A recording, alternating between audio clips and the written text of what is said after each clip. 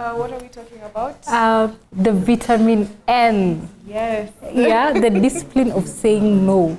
So if you don't know how to say no, come, we're teaching you today.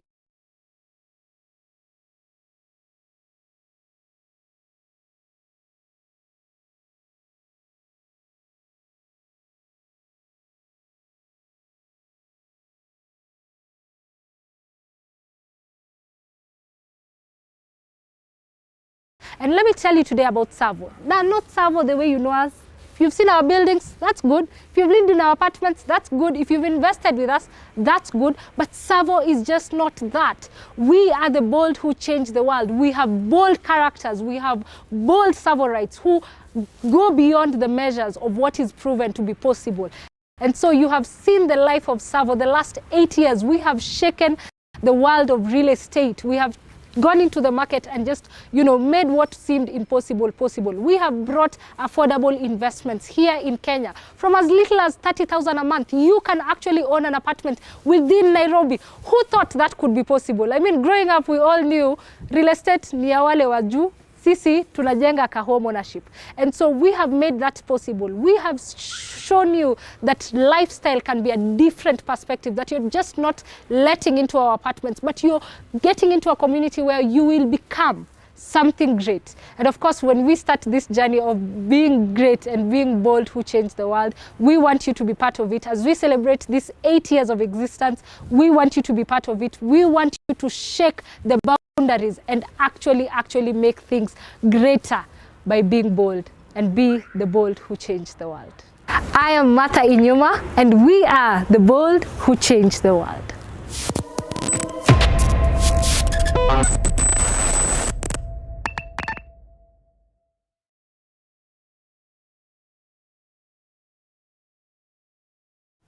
A very good evening to you. For those ones who are watching us from Kenya, I hope you're taking a good, jifunike gubi. The weather is cold about today, but we are really grateful.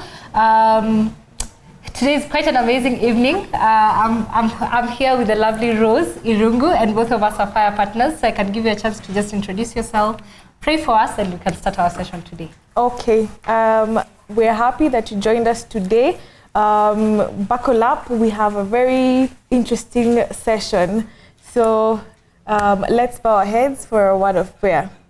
Dear Lord, we come before you this day, adoring you and praising your holy name. You're mighty, you're holy, and there is none like you, O Lord. We worship you and glorify your holy name. We thank you for the gift of life. We thank you for the gift of each other.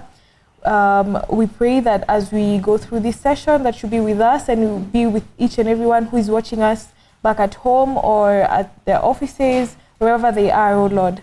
In the mighty name of Jesus Christ, we pray, trusting and believing. Amen. Thank you so much. Again, karibuni. We are live on all our social media handles at savo.ke. My name is Martha Inyuma, and I am joined by Rose Irungu. And today we'll be talking about something very interesting. We call it vitamin N. And I think maybe, something the way Jim Collins calls it. Vitamin N, the discipline of saying no. And I think we are very excited because, this changes everything. It enables you focus on what truly matters.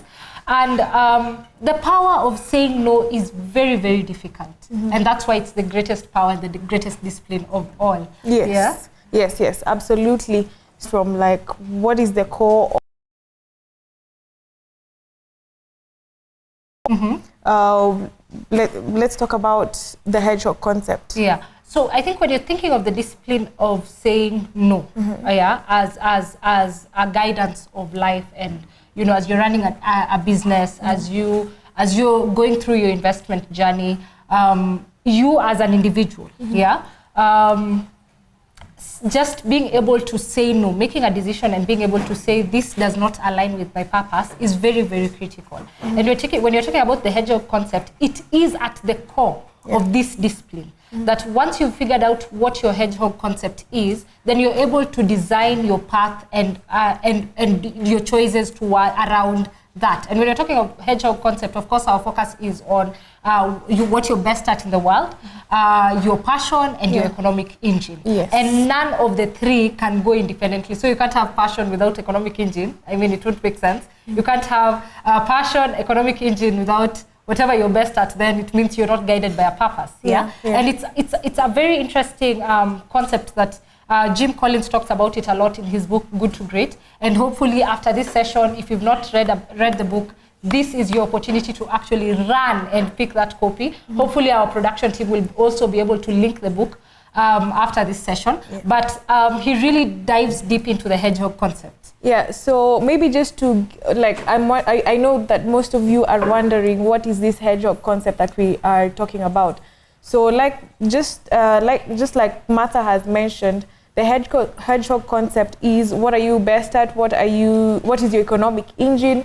What is your passion? For instance, like at Savo, we can be the best at enabling investors achieve financial independence through affordable, amazing apartments, and consistently growing profits per serve, right? With great passion for value innovation.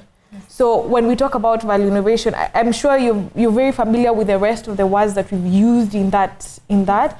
But when we talk about value innovation, what do we mean? Yeah. So when and maybe just even to take you a bit back, when you're talking about your passion, you're talking about, this is like your guiding star, something that you can actually do for free. So you've really, really understood the craft. You're really, really conversant with the entire space of whatever you're passionate about. Yeah. And so just using the example of Savo, when we talk about value innovation, we not only think of value innovation as a cost mechanism, we are thinking of it as how fast, what are the paths that we are taking to enable our investors achieve financial independence faster?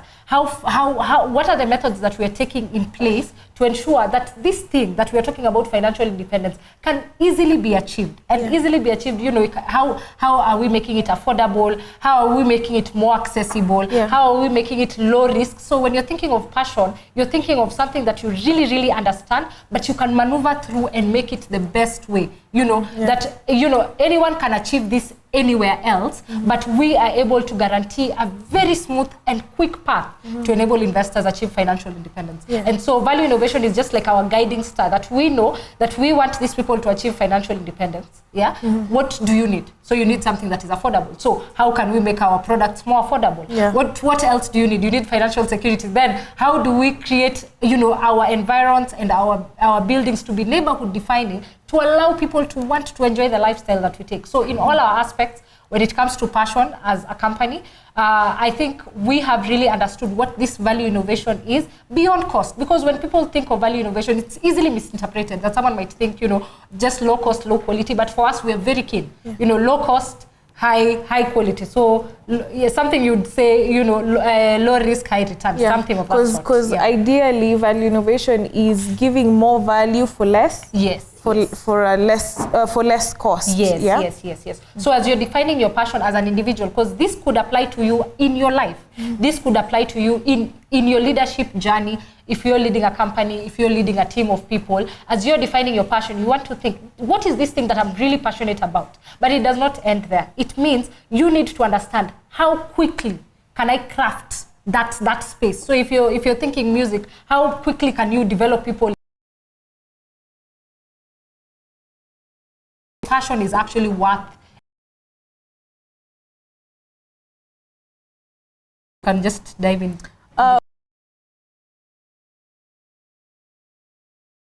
Yes, I have a band, or I'm singing, but I'm actually getting something out of it. Yes. Are you giving value and getting something as well? Just in other terms, that can people pay you for this thing that you're very passionate about, and this thing that you're really best at? And I think when you're also talking about economic engine, it is inhuman. It's not like human. But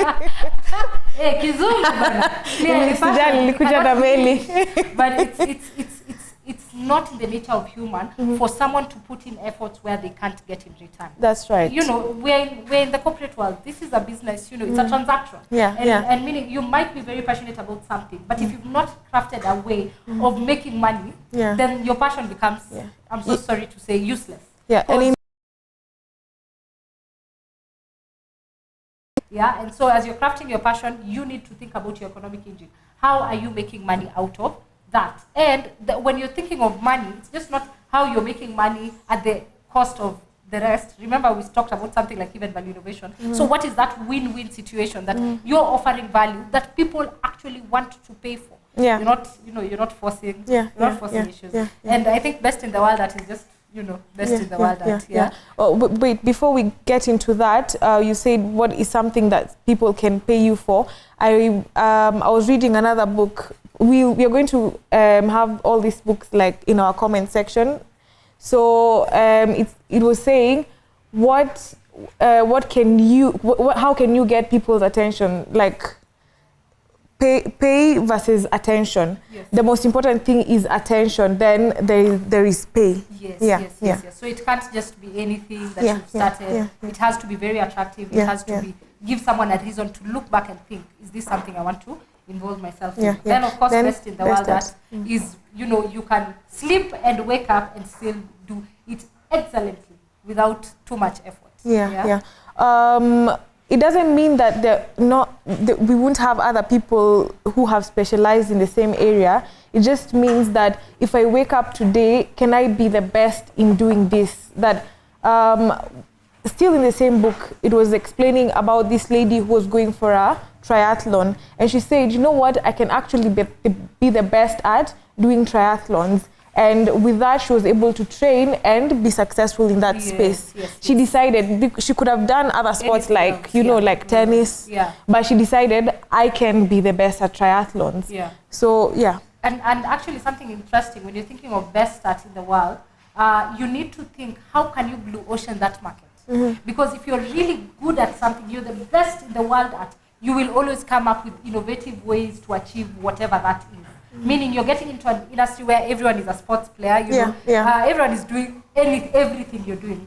Like we are not reinventing the wheel. And so if you are really best at in the world at that thing, then it means you need to find a way to blue ocean it. That you are stand out. To stand out. It's your unique ability. I think when you're talking about vitamin N, there's a lot of things that come to mind, and one of those things are the power of choice. Yes. So some of the ways that you're able to make use of this vitamin N is when you choose the people around you. The power of no to other people, and also besides other people, we'll get into that. But besides other people, also the power of no to yourself. So we're going to get into what it entails in the people you surround yourself with, and also the life decisions you make.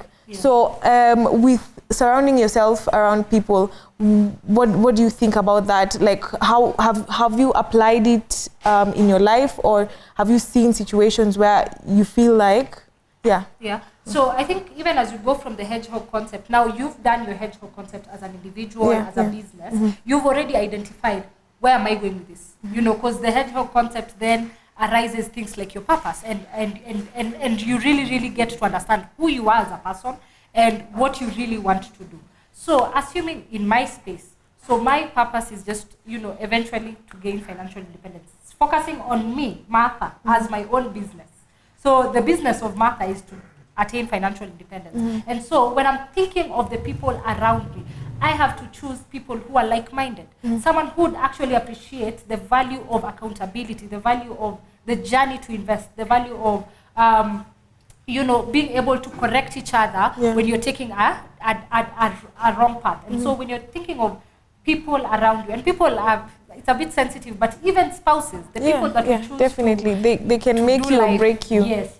And so for me, that's a very sensitive matter, because the moment you start thinking like an investor, then it creates a very huge difference between you as an investor and anyone else. Just because your perspective in life, your perspective towards money, your perspective towards the definition of wealth changes. And so if I surround myself with people who do not define wealth the way I do, then it becomes a bit difficult.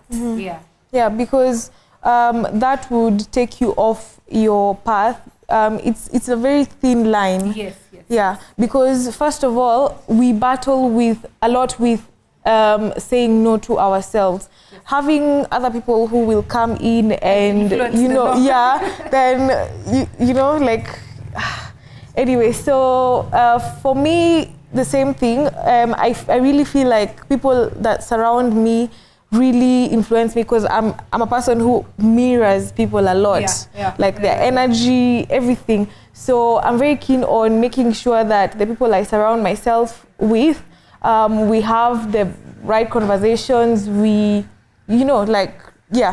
So now into life decisions, saying no to yourself, financial decisions, mental decisions, mental health, that is, physical decisions, your career, your workspace, what is your guiding, what guides you in that space. And I think once you've discovered, again, your hedgehog concept, you'd be able to really understand what are the things that I need to do to get there.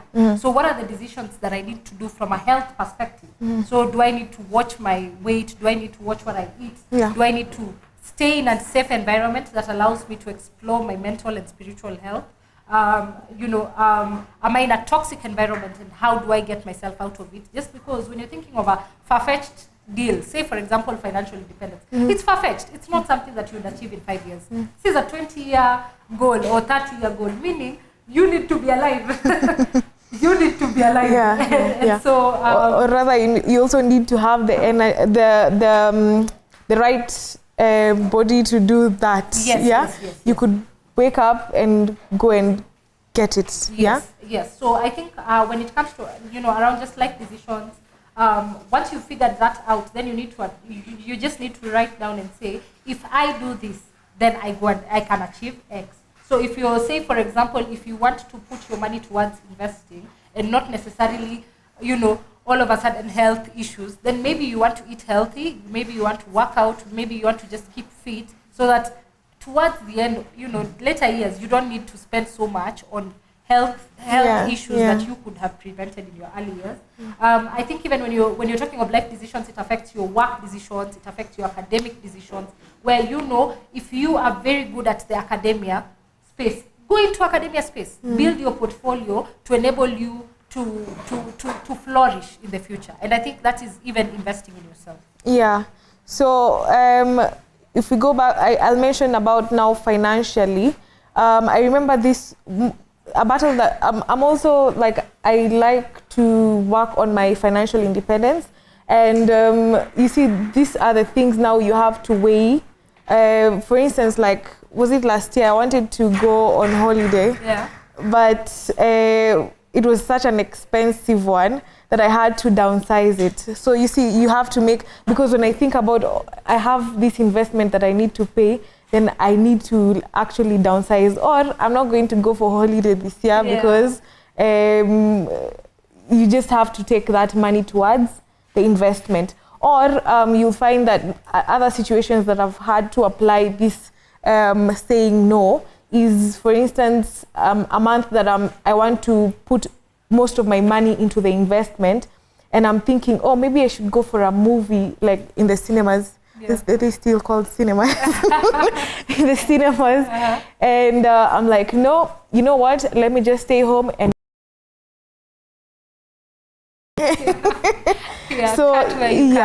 cut where you can. And work, maybe in your workspace. How has that been for you? The power of no. Saying no. Maybe in making the wrong decisions that is going to interfere with my space or my work. It may be external factors that want to steer me off this path, but I've been strong enough to see that Savo works for me, and I'm gonna stick with Savo and follow this career path. That I think that's where I've been able to apply this power of no. I think it's usually very difficult, especially when you get into the field of corporate, and so everything, the flash life is there. I guarantee, the way is in the great cars, it's in the great clothes. Yeah. It's in, you know, great. The other day I was checking online, and not in a bad way. Myself, I could not afford. But you know, I was seeing my age mates, and they've gone on vacation in Greece.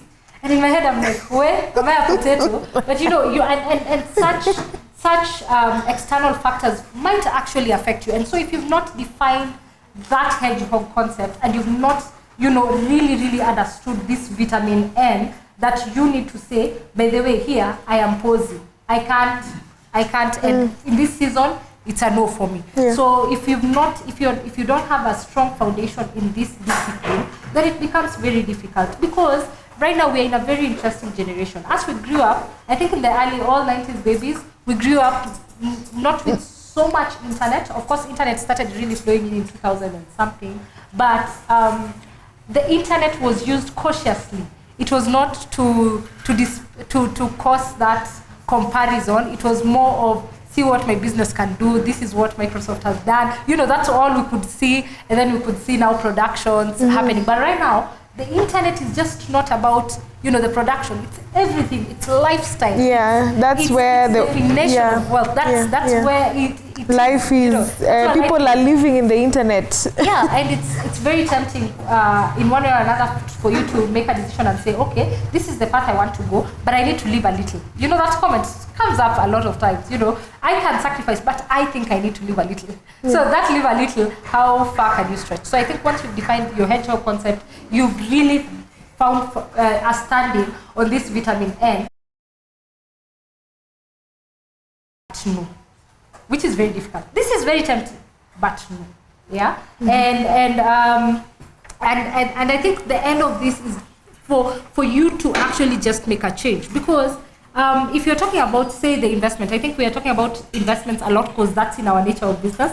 But in whatever space you are in, whether it's in leadership work, whether it's in your work and you want to grow up the ladder, whether it's in your personal life, whether it's in,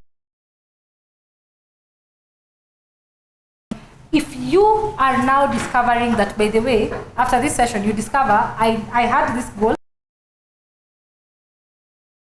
going this, our hope is that you get to change. Yeah. Yeah. So I have a question for you. How do you measure change? What do you think? How do you measure change? And should we have a time limit? Yeah. I think I would answer it in probably like two different ways. Yeah. For you to measure change, because it's very difficult. You see, I wanted to say a very bad simile, but let me just say something. I can only see myself so much. I have a blind spot. You know? So whatever I'm judging myself as is not sufficient. I need people around me to be able to make a judgment on my behavior, on my influence, on everything, for me to be able to say, I can quantify that I have changed my ways, I have changed my path. So for starters, are you able to get an accountability partner? Once you get an accountability partner, I sit here with Rose. She's my very good friend. So in my head, I know the things that Rose needs to do. For example, starting her master's. I am her accountability partner. That if by the day she told me she's starting, I will be the kengele, ile, yani, constant reminder that this was where you wanted to be. Yeah. What is the caveat? What is your bottleneck that is not allowing you to skip it? Yeah. And so once you've gotten an accountability partner, you're able to become vulnerable and say, this is where I'm at. This is where I want to be. Help me. And that way, people are able to see. You see, the moment I present to you my problem, then you have an opportunity for criticism. If I don't share, you can't criticize because you'd look at me from a facade. You see the way I dress, you see the way I behave. But you don't think know. That's not enough. Yeah. And that's not enough. Yeah. Yeah. So once you have an accountability partner, and I think that's a value I really appreciated in Savo, because I worked with Emily, I worked with Mcharo, I worked with Jackie. These guys have seen me from my 20, and I kept saying what things I wanted to achieve, and it's a constant reminder that this is where you wanted to be. So with that, then someone is able to say, by the way, hapa unaanza kwenda vibaya. And I think once you've selected an accountability partner, you want to be honest. You want to be, don't pretend, don't hide it, be honest. So have an accountability partner. Number two, give yourself measurements, because change can't happen in a snap. You can't watch this and decide, by the way, I've been going the wrong way. It takes time. It takes time for you to build disciplines which allow you to become to get into habits which now define who you are. And habits take time. You can imagine. And we'll give stories of how companies, had drastic changes. But it wasn't overnight. Nothing happens overnight. So take time. Give yourselves those milestones. Articulate. Be very clear that in this period, this is what I want. So if it's 3 months, so you can give yourself quarterly, you can give yourself semi-annually, but give yourself milestones and hold yourself accountable to that. Because even with an accountability partner, if you haven't made a decision, there's only so much they can do. Yeah. There's something interesting you told me this evening. I don't know if it was this evening, but just today. As an accountability partner. Yes. So you told me about this group of friends that actually go for a retreat. Yes. And they, every time, I'm not sure how often they go for that retreat, quarterly. And they go and list out what they've done in that quarter. Yes. Career-wise, in their personal lives, health, in their mental present. So maybe they come out of that with the new goals for the next quarter. Like, how interesting is that, and how amazing is that those are the kind of friends that you have, that after every you have done social, which many of them, they don't have any, I don't know, like tangible results. So I thought that was even towards people choices. Remember when we talked about choices? And so it's quite interesting to see how even in this generation, and hopefully take advantage of this season, that people have looked at this life as it's okay to be vulnerable.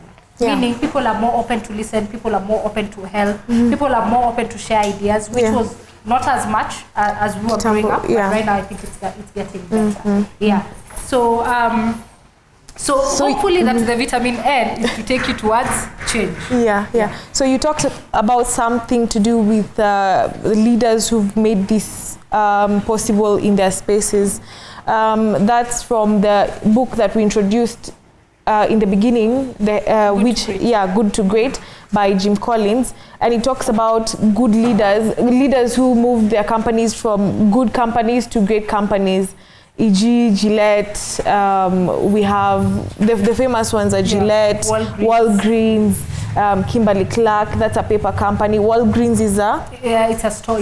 It's a drug store. It's like So maybe I can start with one of the people that I really connected with in that book. One of these leaders was the head of Gillette. His name is Mokla, and he was there at a really trying time when the companies like Revlon were trying to buy them out, and he stood firm and decided that no, we're not going to have Gillette bought out. As much as he actually had a majority of the shares for Gillette, he decided, no, I'm not going to sell this company, because I actually believe that we could break, we could have a breakthrough in the future, maybe not now, but in the future, and my investors could actually gain more from us keeping Gillette to ourselves than giving it out, or rather selling it. So making such a decision, saying no to such a big offer, I think is crazy, for one. And number two, it takes, it just takes a great leader.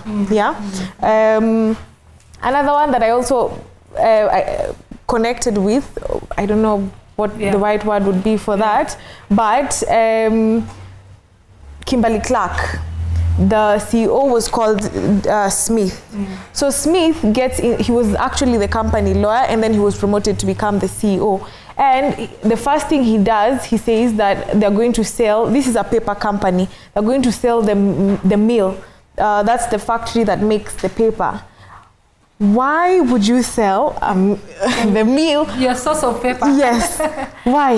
That was crazy. The first time I came across that, I was like, okay, this guy is nuts. But if you keep on reading, it tells how he just thought that this money was going towards the wrong place, or rather they were focusing the resources in the wrong places, and they had to channel it to the right places. Now they invested in Huggies. We all know Huggies, like we see them in the supermarkets. So this is where it came from. Yeah, so if it weren't for this guy Smith, you guys would not be seeing Huggies in our supermarkets. Yeah, and it's very interesting because when you think of leaders, and selfishly to start with our very own Charo, I have seen him in leadership scenarios. I want to call them scenarios because you know where the buck stops with you, and I have seen him saying no to very many things that probably another person in a different scenario would have, you know, decided, okay, let's take this money, let's go and build, let's go private, let's do, you know, yeah, there's always temptation to, and not even temptation from our end, but there's always external pressure for us to change our model and shift it to make a third party happy, yeah, and for just him and Emily to stand their ground and say, by the way, we are not doing third parties. Whatever you guys want, we will not offer. I think just being able to stand, to stand and say, by the way, third parties is a no. And so if you experience Savo, you'll realize we don't do banks. Sorry for all the bankers, we don't do banks. We don't do external contractors. We don't, you know, we don't have agents. We don't work with agents. So we are the sellers, we are the managers, we are the builders. So everything is so internal that has enabled Savo to get where it is right now. And eliminated a lot of risk. Yes, and eliminated a lot of risk. So I think just being in a position to say no is very difficult, especially if you're running a business. But it's a very long-term solution. And when you're talking of good to great, one of the greatest companies that came to mind was Walgreens.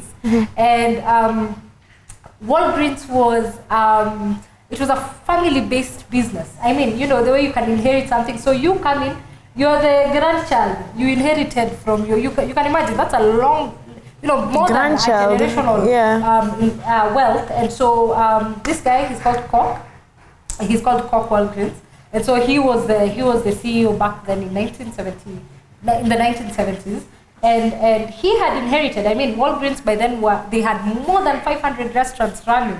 And so it was so successful that even people in the company understood the business of restaurants. That you know, and it's and sometimes even the power of saying no does not just come to improvement.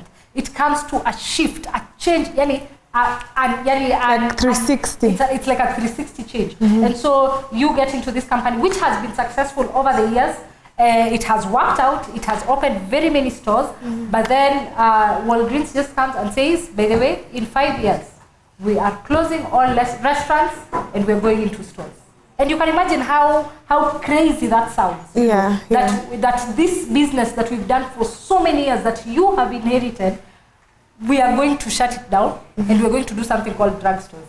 And by the way, it saw the light of things. And that's why, between 1975, when they actually shifted to 2000, they increased their stock market more than 15% above the normal, you know. And so, and McHugh, it was like 25 years, 1975 to 2000, 25 years. Meaning, even the power of saying no right now might not give you the fruits today. That's what makes it a bit more difficult, because you're saying no to an offer of cash today, rather than, you know, say, or the life, the good life, get that mortgage, get that big car today, which you will enjoy, and you will floss it everywhere. Everyone will know, Shabo, you have arrived, You're saying no to that today for your future in 30 years. You know, it doesn't make sense. I mean, you can't see. Nobody can see what that is. But if you have really built your foundation on your hedgehog concept, you're able to see the unseen.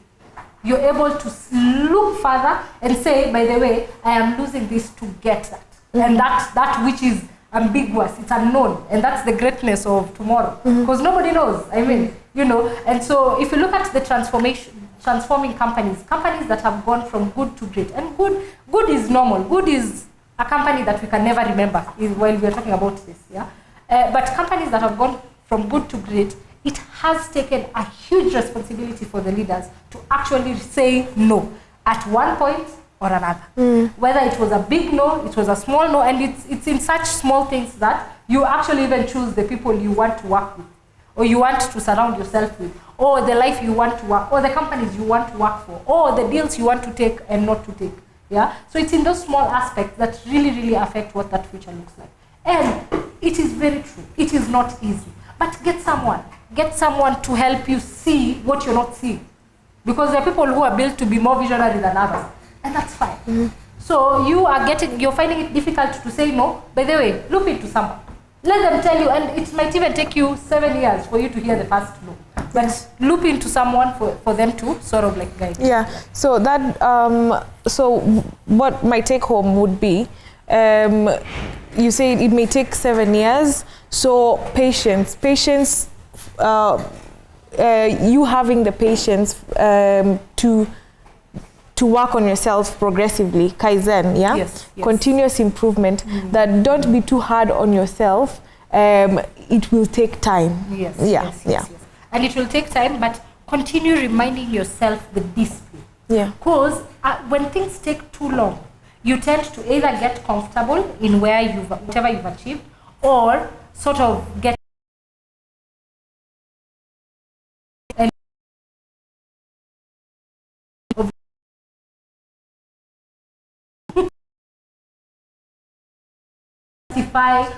why you need to pair mwili pole. Remind yourself, go back and really think, why did I start? So that by the time you're getting to a place where you're almost calling it quits, you remember, why did I start? And then hopefully it can help you in that momentum, so that you never give up until zero. Then you need to start building new habits for you to become a new person. Continuous reminder that this is the reason why I started, this is the path, these are the people I'm looking at, where I'm going. Because I mean, all of us want to be written in books for companies that, not even companies, individuals that actually turned from good to great. So for you to be an actual legend, just remember, why did I start? Yeah. So I think even before we end, we'd like to recommend a number of books. I think Good to Great by Jim Collins, it's an amazing book for you as an individual. It's an amazing book for you as a leader of a company. It's an amazing book for you as an inspiring entrepreneur.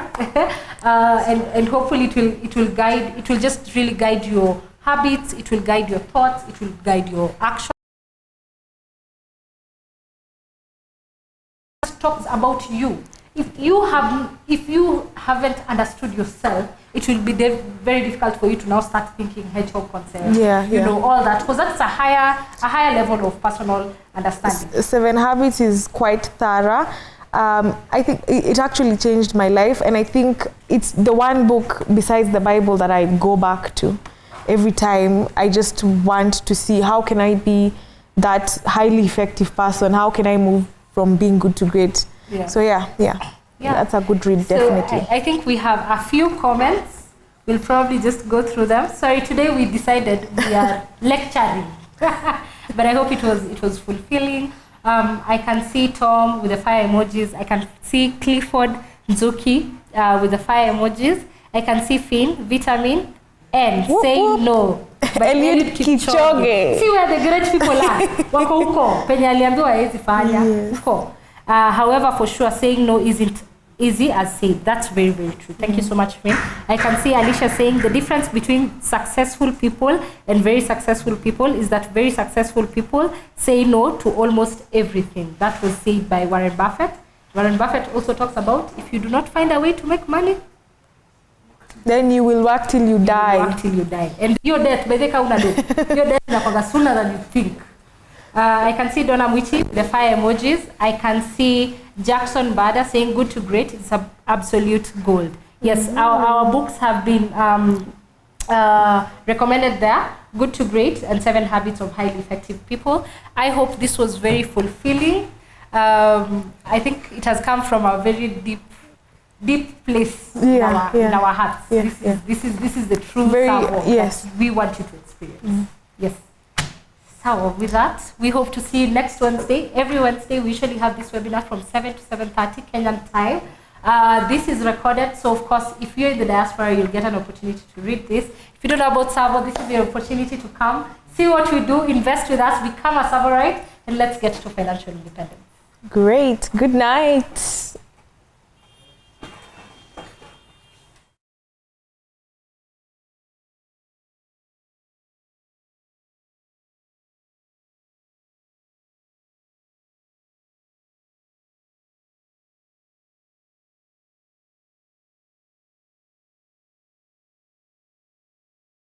When we started this business model,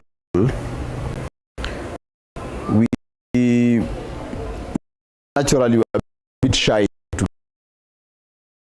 Owning your first apartment in Nairobi has never been easier. It's simple. With zero deposit and 0% interest rate, you can pay as little as 30,000 per month for up to 5 years. Just divide the price by the number of months you want to pay. Visit www.savo.ke to learn more.